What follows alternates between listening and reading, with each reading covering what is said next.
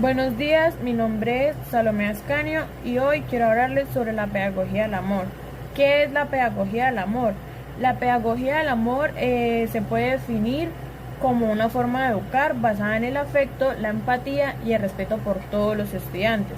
También parte de la idea de que solo se aprende aquello que nos genera a nosotros emociones positivas. Por eso el amor es fundamental, porque este es el motor que nos impulsa a nosotros para un aprendizaje verdadero. Educar con amor significa formar no solo mentes, sino también corazones. Y bueno, en la pedagogía del amor encontramos algunos autores, que en primer lugar tenemos a José Martí, que él fue uno de los primeros pensadores que habló de este tema, pues es él quien afirmaba que los niños nacen para ser felices y que los niños son la esperanza del mundo. Esto parte de la obra La Edad de Oro en el año 1889, que fue una obra dedicada a los niños de América Latina. Martí veía la educación como un acto de ternura y de alegría, donde el maestro debía guiar a los niños con sensibilidad y esperanza para formar ciudadanos justos y humanos. En segundo lugar, tenemos a Paulo Freire, que él fue un pedagogo brasileño que nos resaltó que la educación sin amor se convertía en opresión. Esto parte de su obra más conocida, que se llama Pedagogía del Oprimido, en 1970. Pues para él el vínculo entre el maestro y el estudiante debía estar basado en un diálogo amoroso, donde el docente escucha, respeta y acompaña al alumno en su transformación. Él dice que enseñar es un acto de amor porque implica compromiso con la vida y con la justicia social. Un punto clave que encontramos en la pedagogía del amor es que la pedagogía del amor nos enseña a nosotros que el aprendizaje se fortalece con emociones positivas y en un ambiente amoroso y seguro. Así obtendremos un mejor aprendizaje. Y pues para finalizar, en conclusión, la pedagogía del amor nos recuerda a nosotros que la educación no debe centrarse solo en contenidos académicos, sino que también se debe centrar en la construcción de vínculos afectivos. Por ejemplo, en tiempos difíciles como en la pandemia, vimos cómo los niños no solo necesitaban tareas, sino ellos también necesitaban el apoyo, la motivación y el acompañamiento emocional de algún ser querido, ya sea su padre, su madre, un hermano, algún familiar. Y pues educar con amor es educar para la vida, para la felicidad y para la esperanza de un mundo mejor. Gracias. Hola a todos, mi nombre es Sofía López y el día de hoy les voy a hablar sobre la microbiota intestinal. Bueno, para empezar vamos a definir bien qué es la microbiota intestinal. Resulta que, como pueden ver en la diapositiva, Margolles en el 2018 define la microbiota intestinal como un conjunto de microorganismos que viven en nuestro intestino. Dice que esta microbiota establece una relación estrecha con su hospedador y le proporciona a él beneficios nutricionales, metabólicos e inmunológicos.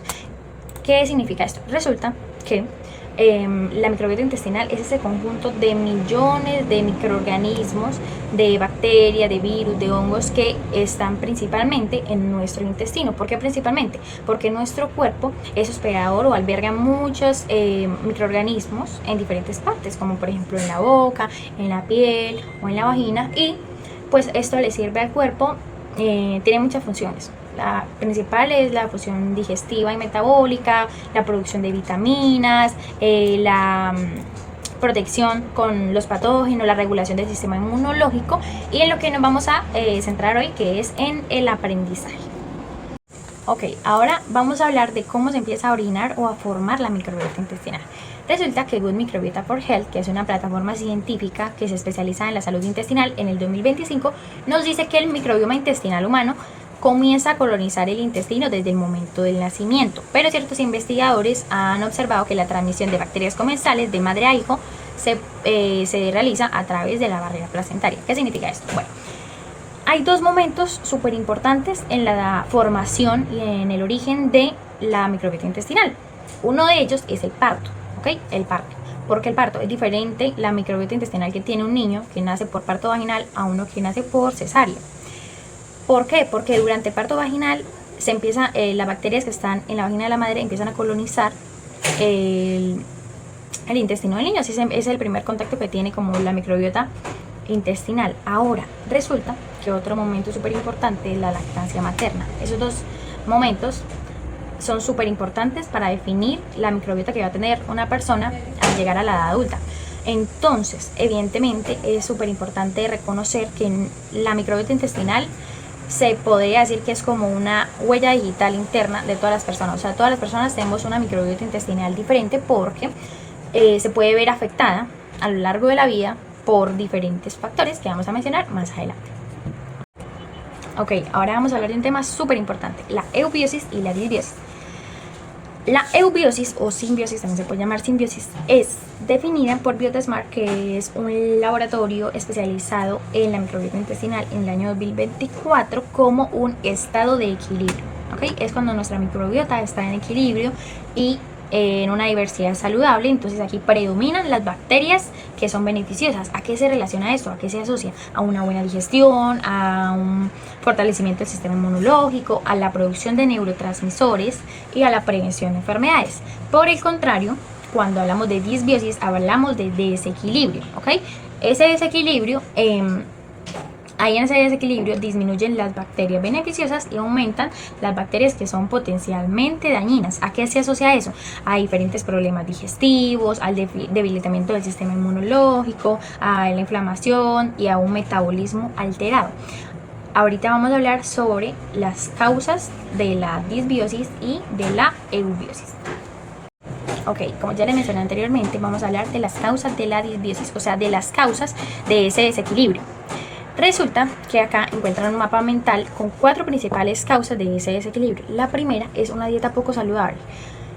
Dieta poco saludable es consumir siempre los mismos alimentos. ¿Por qué? Porque no hay ningún alimento que tenga todas las vitaminas, los nutrientes que nosotros necesitamos para nuestro cuerpo, para el correcto funcionamiento de él. O sea, no hay ningún alimento que sea tan completo como para ingerirlo todos los días y ya estar súper bien. Entonces, hablamos de una dieta saludable y además de eso, variada.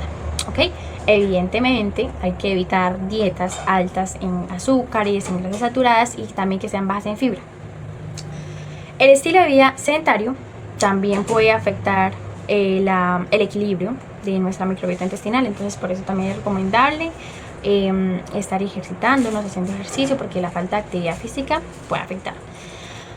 El uso prolongado de los antibióticos es supremamente importante.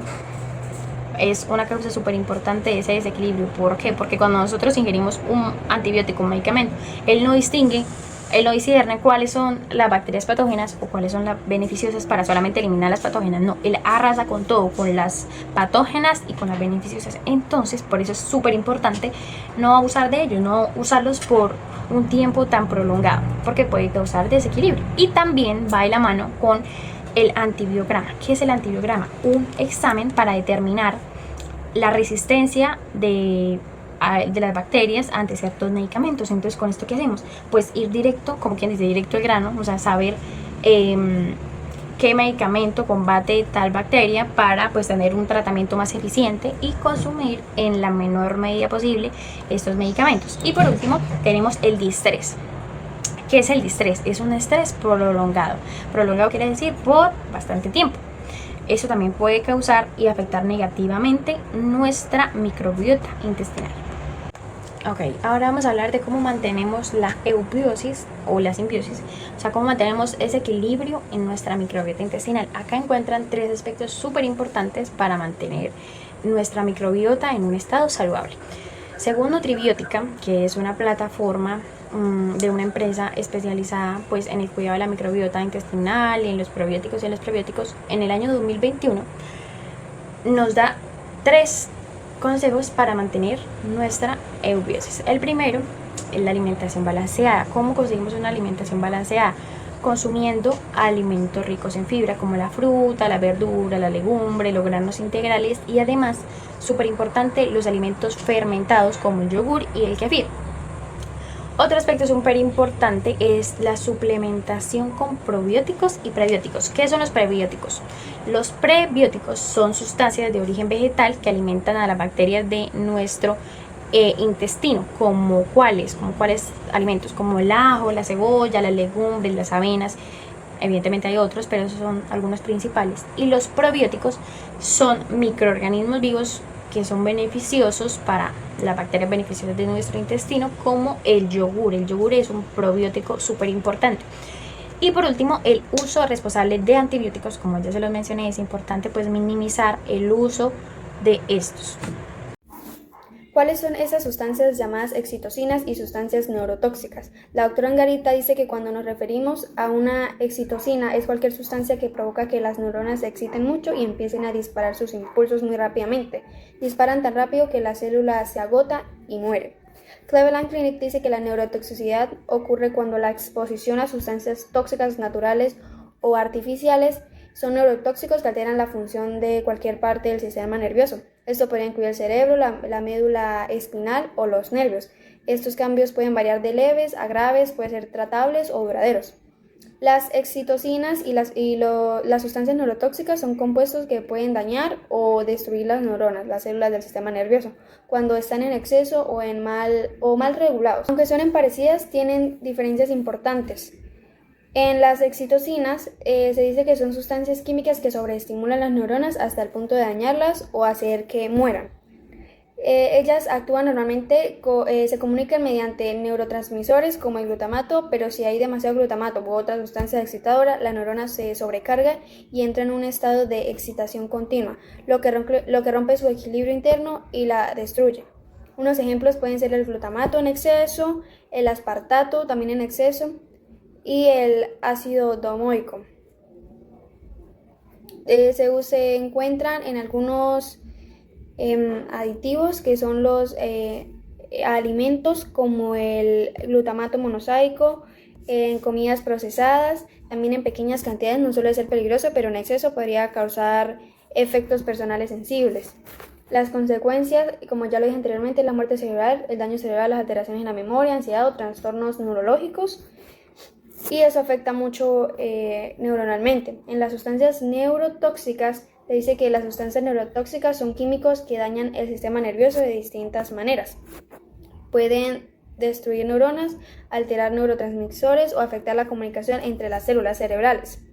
Unos ejemplos comunes son los metales pesados, plomo, mercurio, aluminio, las drogas y el alcohol, especialmente en exceso o uso prolongado, las pesticidas y disolventes industriales, el monóxido de carbono, algunas toxinas naturales como las de ciertos hongos o animales.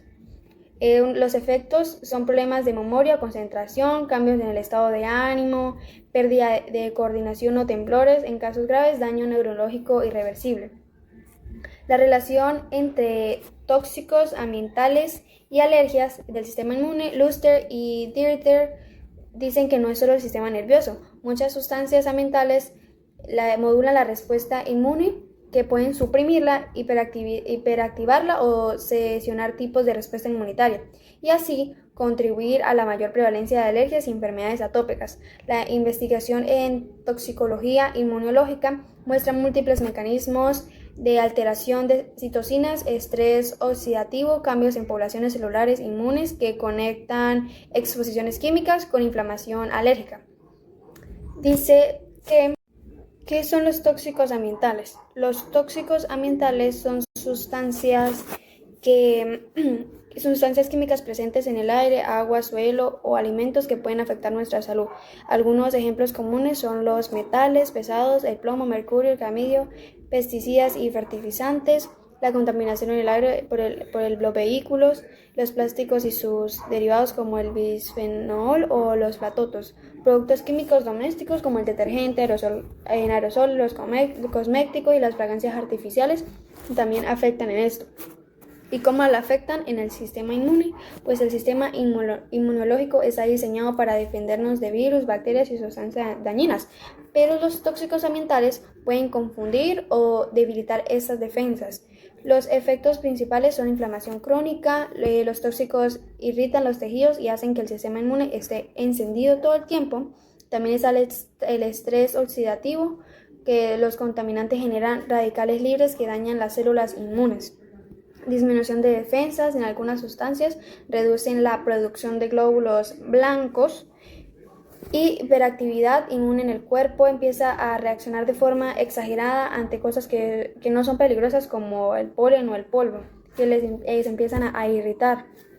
Su relación con las alergias es cuando el sistema inmune se vuelve hipersensible por la exposición a tóxicos. Pueden reaccionar exageradamente frente a elementos comunes del ambiente, como anteriormente lo dije, el polen, ácaros o alimentos. Esto provoca síntomas como los estornudos, la picazón o la congestión, las erupciones cutáneas o eczema, asma o dificultad para respirar mayormente. Ahora hablaré acerca de la alimentación. Kandel en 1960 afirmó que el neurodesarrollo es el proceso de maduración de nuestro sistema nervioso, que es quien dirige, supervisa y controla las funciones de nuestro cuerpo, a partir de la relación entre la genética, el ambiente de estimulación y la afectividad que rodea al niño, lo que a su vez también implica el proceso de la sinapsis neuronal. Recordemos que la sinapsis neuronal es el proceso en el que las neuronas se comunican entre sí para transmitir información mediante impulsos, y estos pueden ser químicos o eléctricos. Ahora, la neuronutrición. En primer lugar, neuro quiere decir nervio o sistema nervioso, y nutrición hace referencia al proceso biológico por el cual los organismos obtienen, asimilan y utilizan todos los nutrientes que se necesitan para el mantenimiento de la vida, el crecimiento y la salud. Ahora bien, Calceto Garavito en 2019 afirmaron que la neuronutrición es esta influencia que tienen los nutrientes sobre el desarrollo y el comportamiento del cerebro, los cuales son importantes para el desarrollo y las capacidades psicomotoras e intelectuales del ser humano. Y esto a su vez influye en el estado de ánimo, la motivación, el humor y la salud cognitiva de todos nosotros. Jiménez en 2022 afirmó: si al comer ponemos el piloto automático y nos quedamos ensimismados en nuestros pensamientos, no prestamos atención a lo que comemos ni a las señales de hambre y saciedad. Talmerol en 2020 afirmó que la alimentación consciente o el mindful eating es esta práctica que implica prestar atención, plena atención a la experiencia del comer, en el cual se incluye qué es lo que estamos ingiriendo, cómo lo ingerimos y cómo nos hace sentir esto que estamos comiendo. Mediante la alimentación consciente se escoge, se prepara y se consume los alimentos, ofreciéndole al organismo lo que necesita para sentirse respetado y nutrido. Esto implica estar presente durante el acto de comer y convertirlo en un gesto de autocuidado. Ahora bien, la técnica EVA propuesta por Fleta y Jiménez en 2021 incluye lo que son las emociones, el hambre, la velocidad y la atención. ¿Qué quiere decir esto? Las emociones es donde se hace una reflexión sobre si el hambre que nosotros estamos sintiendo es realmente fisiológica o es un hambre emocional. Entonces debemos cuestionarnos si realmente tenemos hambre o no, o es simplemente ansiedad o porque estamos presentando un momento en el cual estamos presentando estrés y sentimos hambre. Entonces debemos reflexionar si es realmente hambre fisiológica o es emocional. Ahora, el hambre debemos evaluar en una escala del 1 al 10 qué tanta hambre sentimos. Luego la velocidad, que es observar y analizar la velocidad en la que estamos comiendo, si estamos comiendo muy rápido o si estamos comiendo muy lento. Y eso también incluye en cómo masticamos la comida, si la masticamos despacio o súper rápido. Y por último, la atención, que es prestar atención a lo que estamos haciendo mientras comemos, lo que el ambiente influye en nosotros mientras estamos en el acto de comer. En este ámbito debemos evitar las distracciones, como ver televisión o estar en el celular, puesto que esto no nos hace ser conscientes de lo que estamos ingiriendo y de las señales de saciedad que estamos sintiendo. Ahora, ¿qué beneficios incluye realizar esta técnica del mindful eating mediante el EVA? Entonces, podemos eliminar los ciclos de restricción y desinhibición promovidos por el hambre emocional. También reconectamos con las señales de hambre y saciedad que realmente estamos sintiendo. Y a su vez, esto permite disfrutar de todos los alimentos sin la culpabilidad. Buen día, compañeros, mi nombre es Maureen Torres y el día de hoy les voy a hablar sobre la alimentación sana en relación con factores como el comportamiento, el rendimiento académico, las emociones y la salud mental. Para empezar, debemos saber que es importante que conozcamos qué es el eje intestino-cerebro. También es llamado eje microbiota intestino-cerebro. Y este es el sistema de comunicación bidireccional, quiere decir dos direcciones, entre el intestino y el cerebro, donde participan los microorganismos intestinales, el sistema nervioso, el sistema inmunológico y el sistema endocrino. Y ellos se comunican constantemente y se influyen mutuamente. Y esto es importante para tener una alimentación balanceada. El tener una buena relación con la alimentación, con estos factores, tiene una influencia positiva. Donde no la tuviéramos, pues tiene una influencia negativa. Empezando por el comportamiento, la influencia positiva que tiene es la actividad cerebral, que ayuda a mejorar la actividad cerebral, a tener buen comportamiento y al desarrollo social. También, y los factores negativos son la violencia, la hiperactividad, la depresión, que suframos de migraña, de ansiedad y pérdida de la memoria. También desórdenes de conductas. En el momento académico, como un factor positivo, tenemos que proporciona energía, que nos ayuda a un buen funcionamiento cerebral, a una buena memoria, a mejor concentración, a potenciar nuestra capacidad de aprendizaje. Y como factores negativos tenemos desconcentración en clase, problemas de comportamiento, reducción de participación, que siempre estemos cansados y un mal desarrollo cognitivo. En las emociones, como factores positivos, tenemos que la alimentación sana nos ayuda a tener una buena comunicación neuronal, al desarrollo de neurotransmisores, a regular nuestro estado de ánimo y a poder luchar contra la ansiedad, la depresión y la fatiga. Como factores negativos tenemos que deteriora la conexión de los neurotransmisores, el estado de ánimo, nuestra salud mental también. En la salud mental tenemos que la alimentación sana nos ayuda positivamente a la función cerebral, a aliviar trastornos y a un funcionamiento óptimo. Y como factores negativos tenemos la concentración, el no ser capaces de gestionar nuestras emociones y problemas de salud mental. A corto plazo, la alimentación sana nos ayuda a mejorar la función cognitiva, a estabilizar los estados de ánimos y a prevenir una fatiga mental. Y a mediano a largo plazo nos ayuda a reducir la inflamación cerebral, a mantener una salud neurológica y a protegernos de trastornos mentales. Cuando hablamos de inflamación cerebral nos podemos referir a la hidrocefalia, aunque esto no solamente se deriva de la alimentación, sino también de factores como desde el embarazo, de la alimentación de la madre, de todos esos nutrientes que el niño debería tener, pero pues que si no se llegan adecuadamente a transmitir, pues tenemos que puede pasar lo de la hidrocefalia. Bueno, de teórico tenemos a Jean Piaget, que él en su libro de Biología y Conocimiento en 1967 nos explicaba que el desarrollo cognitivo tiene bases biológicas que dependen del crecimiento y maduración del sistema nervioso. Aunque él no se refería totalmente a la nutrición y nunca lo nombraba, sí decía que pues había que tener una buena relación con la comida y la alimentación para el desarrollo del cerebro y las funciones mentales.